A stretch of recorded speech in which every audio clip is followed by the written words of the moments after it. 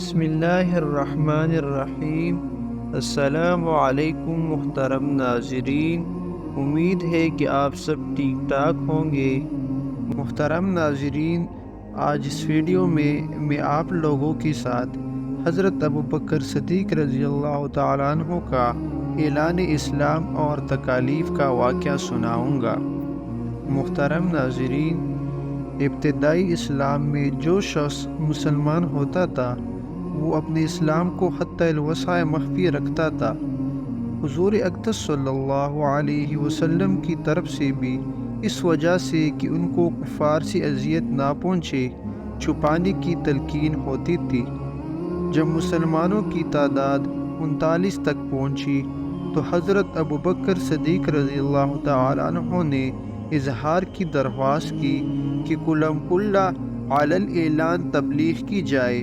حضور اقدس صلی اللہ علیہ وسلم نے اول انکار فرمایا، مگر حضرت ابوبکر صدیق رضی اللہ تعالیٰ عنہ کے اصرار پر قبول فرما لیا اور ان سب حضرات کو ساتھ لے کر مسجد کعبہ میں تشریف لے گئے۔ حضرت ابوبکر صدیق رضی اللہ تعالیٰ عنہ نے تبلیغی خطبہ شروع کیا۔ یہ سب سے پہلا خطبہ ہے جو اسلام میں پڑھا گیا، اور حضور اقدس صلی اللہ علیہ وسلم کے چچا سید الشہداء حضرت امیر حمزہ رضی اللہ تعالیٰ عنہ اسی دن اسلام لائے ہیں، اور اس کے 3 دن بعد حضرت عمر رضی اللہ تعالیٰ عنہ مشرف با اسلام ہوئے ہیں۔ خطبہ کا شروع ہونا تھا کہ چاروں طرف سے کفار و مشرکین مسلمانوں پر ٹوٹ پڑے۔ حضرت ابوبکر صدیق رضی اللہ تعالیٰ عنہ کو بھی باوجود یہ کہ مکہ مکرمہ میں ان کی عام طور سے عظمت و شرافت مسلم تھی، اس قدر مارا کہ تمام چہرہ مبارک خون میں بھر گیا، ناک کان سب لہو لہان ہو گئے تھے، پہچانے نہ جاتے تھے۔ جوتوں سے لاتوں سے مارا، پاؤں میں روندا، اور جو نہ کرنا تھا سب ہی کچھ کیا۔ حضرت ابوبکر صدیق رضی اللہ تعالیٰ عنہ بے ہوش ہو گئے۔ بنو تمیم یعنی حضرت ابوبکر صدیق رضی اللہ تعالیٰ عنہ کے قبیلے کے لوگوں کو خبر ہوئی، وہ وہاں سے اٹھا کر لائے۔ کسی کو بھی اس میں تردد نہ تھا کہ حضرت ابوبکر صدیق رضی اللہ تعالیٰ عنہ اس وحشیانہ حملے سے زندہ نہ بچ سکیں گے۔ بنو تمیم مسجد میں آئے اور اعلان کیا کہ حضرت ابوبکر صدیق رضی اللہ تعالیٰ عنہ کی اگر اس حادثے میں وفات ہو گئی تو ہم لوگ ان کے بدلے میں عتبہ بن ربیع کو قتل کریں گے۔ عتبہ نے حضرت صدیق رضی اللہ تعالیٰ عنہ کو مارنے میں بہت زیادہ بدبختی کا اظہار کیا تھا۔ شام تک حضرت ابوبکر صدیق رضی اللہ تعالیٰ عنہ کو بے ہوشی رہی، باوجود آواز دینے کے، بولنے یا بات کرنے کی نوبت نہ آتی تھی۔ شام کو آواز دینے پر وہ بولے تو سب سے پہلا نکتہ یہ تھا کہ حضور اقدس صلی اللہ علیہ وسلم کا کیا حال ہے۔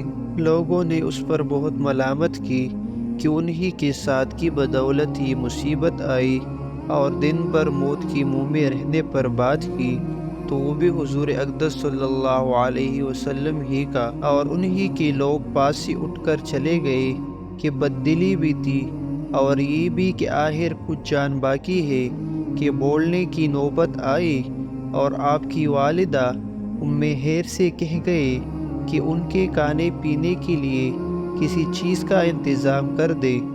وہ کچھ تیار کر کے لائی اور کھانے پر اصرار کیا، مگر حضرت ابوبکر صدیق رضی اللہ تعالیٰ عنہ کی وہی ایک صدا تھی کہ حضور اقدس صلی اللہ علیہ وسلم کا کیا حال ہے۔ حضور صلی اللہ علیہ وسلم پر کیا گزری؟ ان کے والدہ نے فرمایا کہ مجھے تو خبر نہیں کہ کیا حال ہے۔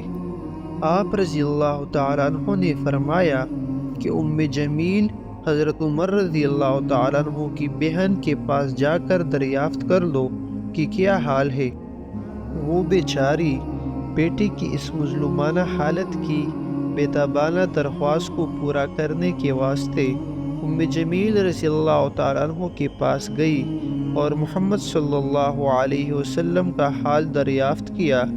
وہ بھی عام دستور کے موافق اس وقت تک اپنے اسلام کو چھپائی ہوئی تھی۔ فرمانے لگی، میں کیا جانوں کون محمد صلی اللہ علیہ وسلم اور کون ابو بکر صدیق رضی اللہ تعالیٰ عنہ۔ تیرے بیٹی کی حالت سن کر رنج ہوا، اگر تو کہے تو میں چل کر اس کی حالت دیکھوں۔ خیر نے قبول کر لیا، ان کے ساتھ گئی اور حضرت ابو بکر صدیق رضی اللہ تعالیٰ عنہ کی حالات دیکھ کر تحمل نہ کر سکی، بے تحاشا رونا شروع کر دیا کہ بد کرداروں نے کیا حال کر دیا، اللہ تعالیٰ ان کو اپنے کی سزا دے۔ حضرت ابو بکر صدیق رضی اللہ تعالیٰ عنہ نے پھر پوچھا کہ حضور صلی اللہ علیہ وسلم کا کیا حال ہے؟ جمیل رضی اللہ تعالیٰ عنہ نے حضرت ابو بکر صدیق کی والدہ کی طرف اشارہ کر کے فرمایا کہ وہ سن رہی ہے۔ آپ رضی اللہ تعالیٰ عنہ نے فرمایا کہ ان سے خوف نہ کرو، تو جمیل رضی اللہ تعالیٰ عنہ نے حیرت سنائی اور عرض کیا کہ بالکل صحیح سالم ہے۔ آپ رضی اللہ تعالیٰ عنہ نے پوچھا کہ اس وقت حضرت محمد صلی اللہ علیہ وسلم کہاں ہے؟ انہوں نے عرض کیا کہ ارقم رضی اللہ تعالیٰ عنہ کے گھر تشریف رکھتے ہیں۔ تو آپ رضی اللہ تعالیٰ عنہ نے فرمایا کہ مجھ کو خدا کی قسم ہے کہ اس وقت تک کوئی چیز نہ کھاؤں گا نہ پیوں گا جب تک حضور صلی اللہ علیہ وسلم کی زیارت نہ کر لوں۔